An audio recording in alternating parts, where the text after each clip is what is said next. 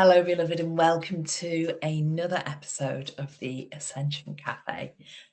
In this episode, we are going to explore the heart wound of betrayal. But before we do that, I just want to remind each and every one of us of the very purpose and reason our souls are here. We often talk about our soul path, our soul purpose, our soul mission. But at the very heart of our human experience, we are here to heal, to learn lessons, and to become more and more of our truth. And part of that process is to release, to let go of the things that have bound us, maybe lifetime after lifetime after lifetime. And most certainly in this lifetime, if you are spiritually awake now, if you are listening to this vlog or podcast, then you very much are on the path of awakening. And your soul will 100% be here to release and let go of all that is stopping you from becoming your truest, most authentic self. As a spiritual healer and teacher, I understand that there are many different forms of trauma, of pain, of fear-based energy that imprints our soul. We come here, as I said earlier, to acknowledge those, to go through sets of circumstances where we will 100% be able to acknowledge them, to allow them to flow through us, to witness them, to heal and let them go. These different forms come through our lived experiences. And you may be at the point where you know exactly the lessons that your soul is here to garner. For me personally, my main lesson in this lifetime is about trust and self-worth. And I don't think that's unusual for a lot of us that, whether we want to call ourselves empaths or not, but those highly sensitive individuals, I think most of us experience some sense of abandonment, of rejection, of betrayal in our lifetimes. But for us to become our true inner self, our true, authentic, highest version of ourselves, we have to go through that process. And it can be really tough and quite grueling at times. It can be quite hard. And the heart wound of betrayal is absolutely and utterly, in my own personal experience, one of the most grueling healing journeys, but it is also one of the most powerful and truly transformational. I want to talk a little bit about my own experience of that. In this lifetime, I have experienced many forms of betrayal. And I'm not saying I'm on my own on this. There are many of us who have. But I hope by sharing a very watered down version of my story, it is something that you can connect with and relate with. In my first marriage, I was unaware. I was ignorant to the true nature of that relationship and connection. There had been many affairs, not just one. And towards the end, probably about 5 years prior to the demise of that relationship, I did find out about one affair. At that point, I truly believed that was the only one. It literally ripped the carpet from under my feet. I had a very different version of our relationship to my ex-husband. I truly believed we were a great team, we were great parents, and that even though things at times had been challenging and they weren't perfect, and there's times we drifted apart, we had always come back together again.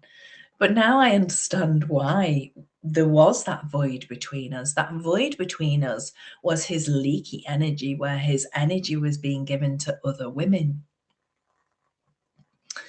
I hold absolutely no resentment towards my ex-husband whatsoever. In fact, I'm at a stage in my healing journey where I can truly reflect upon that relationship and feel grateful for all that it taught me and where it brought me back to my self-worth.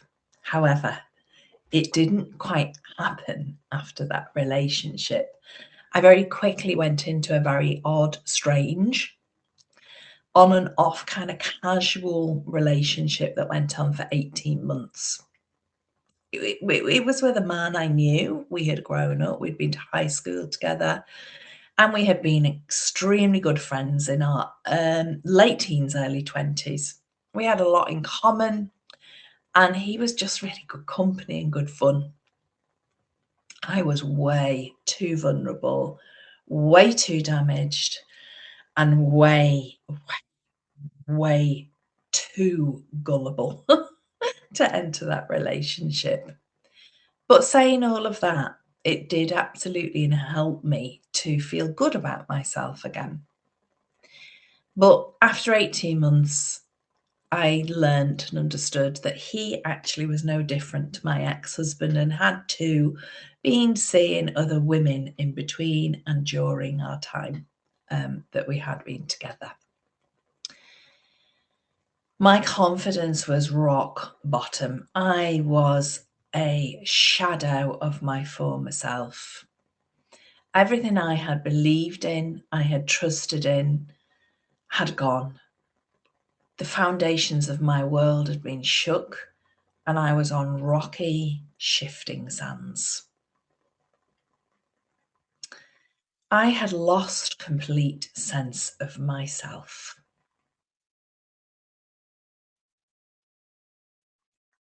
And then along came Andrew. Now, I'm not saying our relationship is perfect, but it is perfect for each other because 100% our beautiful soul contract together has been to help one another remember our self-worth, and for very different reasons, to learn to trust and to learn to love ourselves and be in a relationship with somebody else that wasn't built on codependency or gaining our self-worth from that relationship, but that was a relationship that would exalt one another and help one another to be our best. And we have absolutely been teachers for one another. And there has still been betrayal in that relationship, but not of the same nature. We have helped each other to grow and blossom. And 100%, this connection I have with my husband, Andrew, who I just know is my soulmate for the rest of our lives, has been the biggest, most powerful mirror that I needed to heal the heart wound of betrayal. And I had to go through those previous relationships and to enter this one with Andrew to absolutely and utterly heal that and overcome that, and most importantly, to clear what could potentially be lifetimes after lifetimes of deep soul imprints. The heart wound of betrayal, it deeply injures the soul. As I said earlier, we lose our sense of self, our sense of connection to ourself, our sense of safety in this body, in this lifetime. And even at its worst, the heart wound of betrayal can give us a sense of separation from God source, from our very existence, our very essence of light.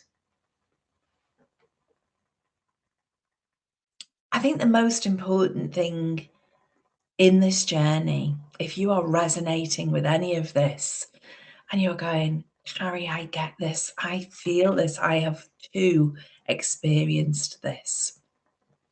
I think the biggest part of this journey is the forgiveness.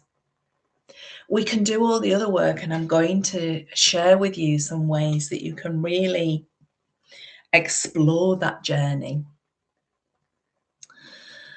and really move through that healing journey, and for once and all, absolutely leave it behind you, creating space for you to be your true self and to find your sense of safety, of self-worth in this life and within your soul essence. We have to acknowledge and take responsibility for where we have allowed others to hurt us and to take our power. We have freely given our power to others. We have found our self-worth in others, not in ourselves. So that act of forgiveness that we always talk about on this spiritual path has to begin with ourselves. We've got to learn to forgive ourselves first and foremost. And we do this with such gentleness. We don't try and force this. We don't try and rush it.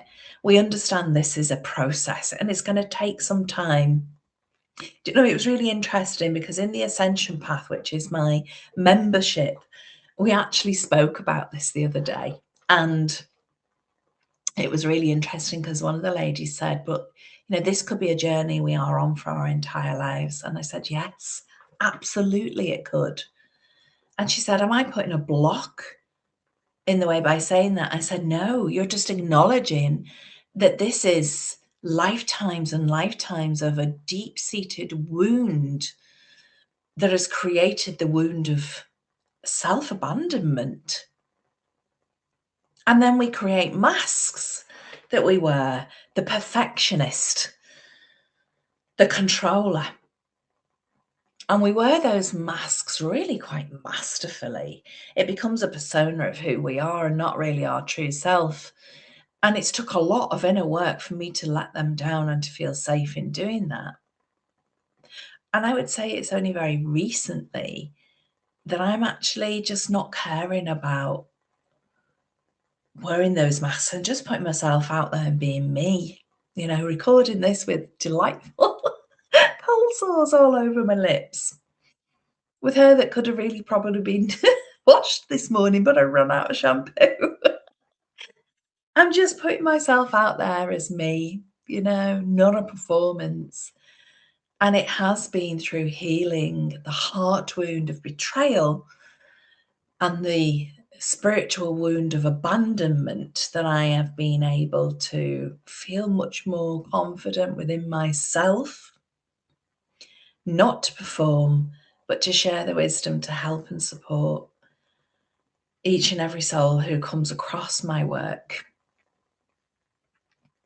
And that was a huge journey of self-forgiveness, because I cannot tell you how much I actually was angry with myself for allowing those things to happen, especially not so much my first marriage, because I went into that innocent. I went into that with a great belief of love and connection. And I don't blame myself for that. And I never want to lose that. I never want to lose that belief of love and the power of love, the power of a divine union. And I do truly feel blessed for that 20-year period, because I went through the biggest lessons in that time. I learned so much about myself. I learned so much about others. And I learned how to deepen and soften into compassion and love and kindness and empathy, not just for myself, but for others too. I see it as a blessing. But I did beat myself up for a long time for staying in an 18-month relationship with someone who I knew was no good for me. but I didn't have the self-worth. So I learned to forgive myself because I was vulnerable, I was wounded, and I don't blame him either because he too was vulnerable in a very different way. But that act of forgiveness is a slow, gentle journey that we can only go at the pace we feel empowered and ready to. And it begins with us. When we've been able to forgive ourselves, we've taken back our power and we've taken full responsibility for our own happiness, safety, security, and self-worth. Then we can move on to forgiving others. And that's magic. And that act is not about, we talk about this all the time in spiritual circles, it is not about condoning the acts of others. It is about freeing ourselves and freeing them too from the cords, the binds, the entanglement, the end of a phase that needs to be completed and done with. So once we've moved through the forgiveness, we can then act energetically on that, cutting the cords, removing the entanglement, closing up the soul contracts and agreements, the karmic cycles. We can do the energy work. We can remove the energetic imprint on our soul and that we carry in our field of light. I like to call it pillar of light. Some people call it your aura, but it is essentially our soul blueprint. We can then do the energy work to clear the imprint from that. And however it works for you, you know, I love the art of meditation, to move into a meditative state and to do the energy work in a meditative state. But you may like to have a Reiki session and go for a number of Reiki sessions to clear your field of that heart wound of betrayal. And as I said, that will manifest ultimately into self-abandonment, the wound of abandonment. When we're talking energetically, this imprint is held in our physical body too. This energy is held in our body too, this trauma.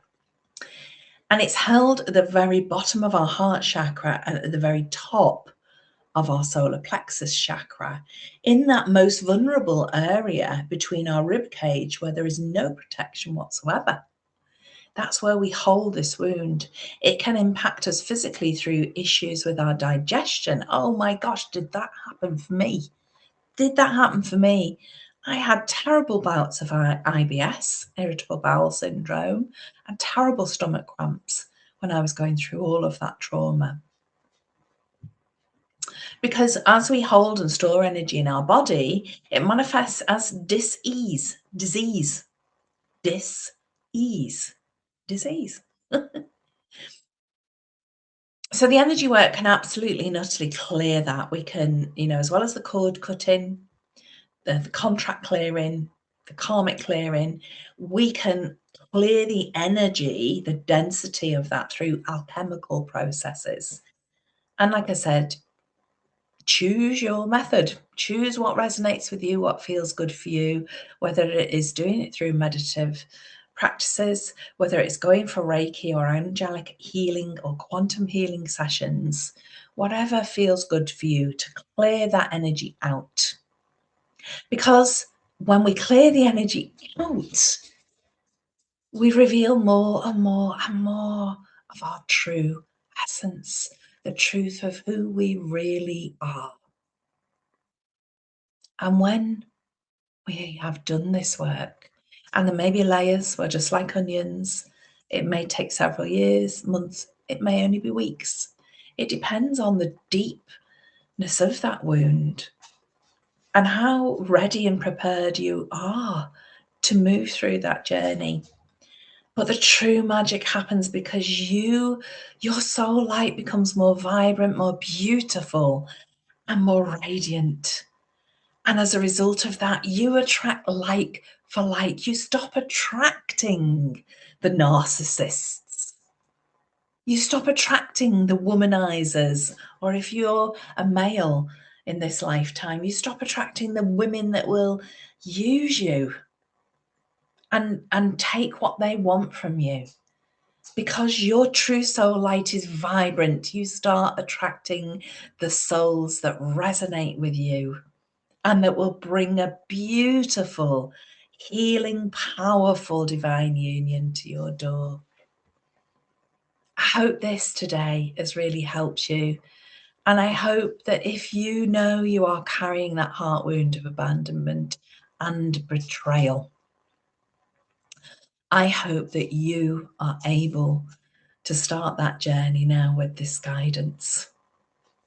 And when you've done the energy work, when you've acknowledged where you may have let yourself down, forgiven yourself, forgiven others, when you have created those strong boundaries and made the choices that are right for you each and every day, the more and more and more of your true soul light will just shine radiantly and bright. And you will find your self-worth from within you. You will find your safety and security in this lifetime not from others, but from within you. And that, my love, is when we can connect with true inner peace, soul fulfillment, and happiness and contentment. So may you walk ahead with love, compassion, and clarity. Until next time, beloved, this is Carrie Knott in the Ascension Cafe. I'll see you very soon.